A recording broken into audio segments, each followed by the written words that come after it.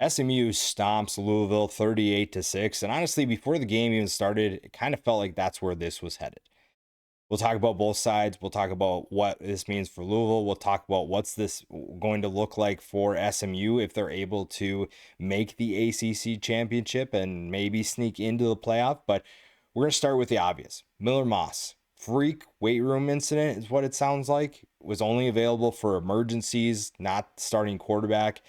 And you had Deuce Adams taking over as the starter. Now, here's the thing. Is Miller Moss the greatest quarterback? No, but it was clear that what he brings to the table was significant enough for this offense to struggle as much as it did. And it was clear that Deuce Adams was not super comfortable early. It was clear that this offense didn't have the same threats that it did with Miller Moss running the show. Now, to add insult to injury, literally, you also didn't have your top two running backs. Isaac Brown is out once again. Keywan Brown's also out. So it was the Duke Watson show, and Duke Watson's a good running back. But it was clear that even if you had those three guys, I think that this was going to still be a challenge. SMU did a lot of good things. They held Louisville to just 128 yards rushing. I think that this was a tough game from the get-go. You didn't have your starting quarterback. You didn't have your top two running backs. That's not a formula for success. And Louisville was not going to be in a good position without those guys. But you also have to acknowledge that there's still depth, right? Duke Watson being there, and a lot of people would love to have Duke Watson as their third running back. But it was clear that this was going to be a struggle. Deuce Adams did not look comfortable. The SMU pressure got to him plenty, and it was clear that the timing of the routes, the timing of the passes just wasn't working out. And that's not going to do a lot of good things for a team that needed to have their offense firing on all cylinders. It was 21-6 at halftime, and it felt like it could have been much worse. Chris Bell, 5 catches, 46 yards. That's really not going to get the job done. And a big part of that is because of the quarterback position. Now, Deuce Adams could very well have a good future with Louisville, and he could have a very good college career. But this was a game where you needed to be on from the get-go, and SMU made sure that he was not on until it was far too late. So you kind of knew this is where this was headed, and then in the second half is really where you saw that kind of take over. And SMU is a team that, even though they have 3 losses, this is a team that is very much in a position to potentially make the playoff again.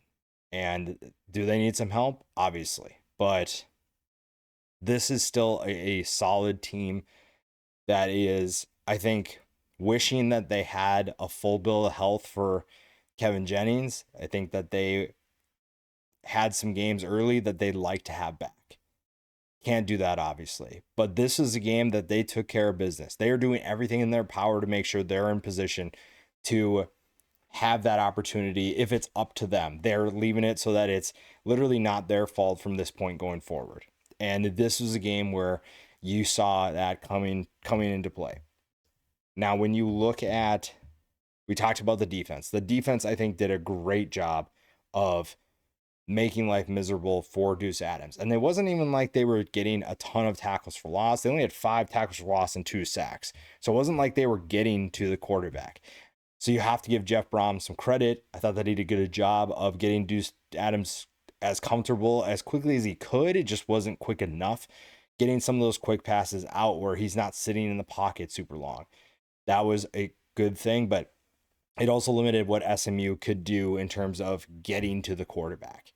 And this defense was going to play a huge role.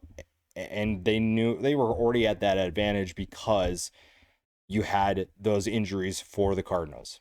Now, when it comes to SMU's offense, it was clear that they had a great game plan for how to negate the front 7 of Louisville. I thought they did a great job of getting their playmakers the ball in space. Kevin Jennings continues to look like a solid quarterback, and I don't know why he continues to be one of the most underrated quarterbacks in college football, but he is. I don't think a lot of people paid attention to him after the Penn State loss last year. And I think that's a major problem if you're trying to evaluate quality quarterbacks. Kevin Jennings is flying under the radar, and he had another great performance. Still probably not 100% with his injuries, but he looked way more comfortable, looked very good, very confident throwing the football. 29 of 37 for 303 yards, 3 touchdowns, no picks. In fact, the fourth quarter, he looked so dialed in. The passes he was making, giving his playmakers a chance. He had a number of guys step up. Jordan Hudson continues his second half surge. And I think that you've seen other guys perform at a high level as well. I mean, RJ Maryland is someone we talked about coming into this year, and he's largely been the fourth at best factor player in this passing attack. You've seen Ymir Knight, you've seen Matthew Hibner as the top tight end, Romello Brinson. This is an offense that has lots of options. TJ Harden continues to be a solid player in the rushing attack, and that was on full display once again. And the fourth quarter really is where you saw SMU shine. Scored 14 points, gave up 0, and that's really where you saw the final pull away for this SMU team.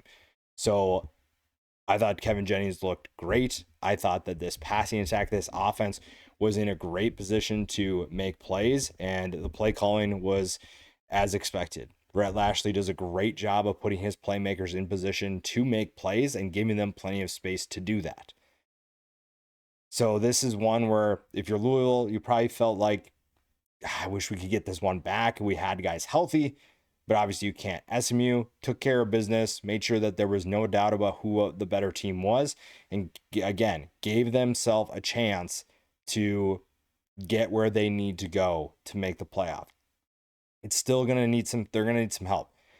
But this is a team that I think is going to be a potential problem that people aren't talking about. If they make the ACC championship with Pitt beating Georgia Tech, SMU is a team that you can make an argument is the best team in the ACC. There are a few teams that are in that conversation, but this is not a team that I would want to face. I don't think that a lot of teams want to face them, and nobody in the ACC probably wants to face a team like this. Kevin Jennings is mostly healthy, making these types of decisions. This SMU team is a major problem in the ACC, and they'd get back to the college football playoff if they're able to get into the championship game. So this was a good win for them, especially late in the season.